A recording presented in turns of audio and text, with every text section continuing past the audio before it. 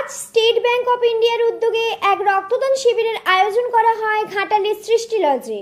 এই মহতী অনুষ্ঠানে উপস্থিত ছিলেন মহকুমা শাসক সুমন বিশ্বাস, পৌরসভার পৌরপিতা তথা চেয়ারম্যান তুহিন কান্তি বেরা, বিখ্যাত আইনজীবী সমীর ঘোষ মহাশয়, স্টেট ব্যাংকের ম্যানেজার সায়ন্তন সেনগুপ্ত এবং অন্যান্য বিশিষ্ট অতিথিবৃন্দ।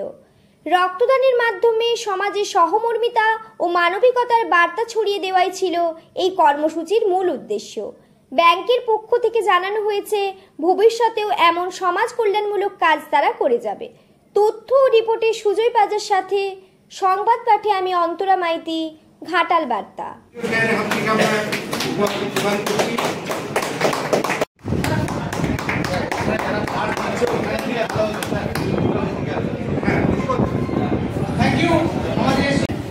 আমাদের এসডিও সাহেব এবং চেয়ারম্যান সাহেব আমাদের দিদিমণি ব্লাড ডোনেট করছেন, ওনাকে সম্বর্ধনা জানাচ্ছেন আমাদের চেয়ারম্যান সাহেব।